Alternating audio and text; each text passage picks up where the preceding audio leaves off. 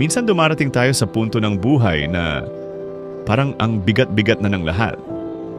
Mga bayarin na hindi matapos-tapos. Trabahong hindi pa dumarating. Takot sa kinabukasan.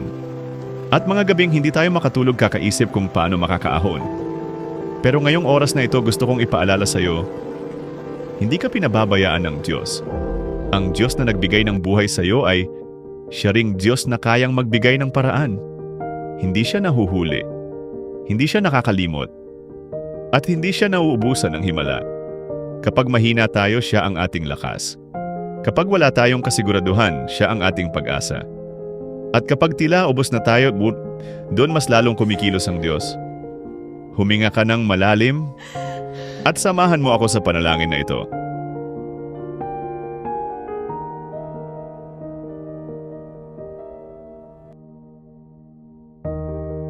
Pupunan ng aking Diyos ang lahat ng inyong pangangailangan ayon sa kanyang kayamanan sa kaluwalhatian kay Kristo Jesus. Filipos 4:19. Hindi sinabi ng Diyos na iiwan ka niya sa kakulangan. Ang sabi niya, pupunan niya ang iyong pangangailangan. Maaring hindi mo pa nakikita ang sagot ngayon. Pero may ginagawa ang Diyos sa likod ng lahat.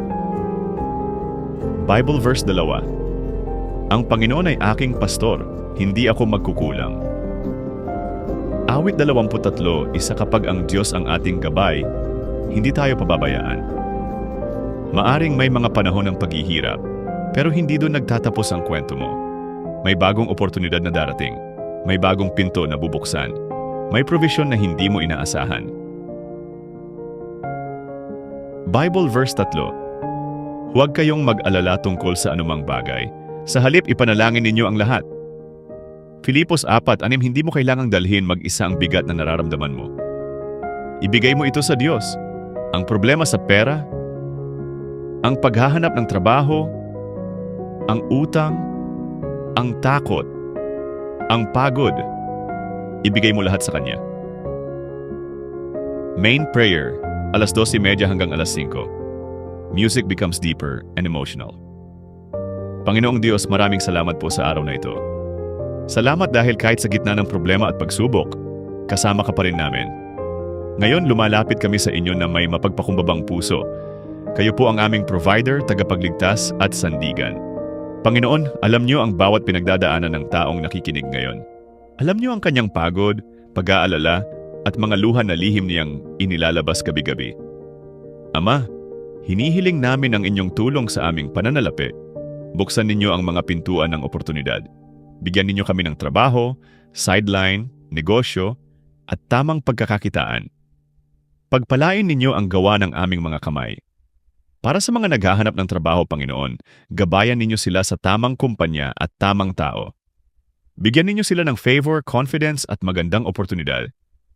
Para sa mga may utang at problemang pinansyal, Panginoon, tulungan ninyo silang makaahon.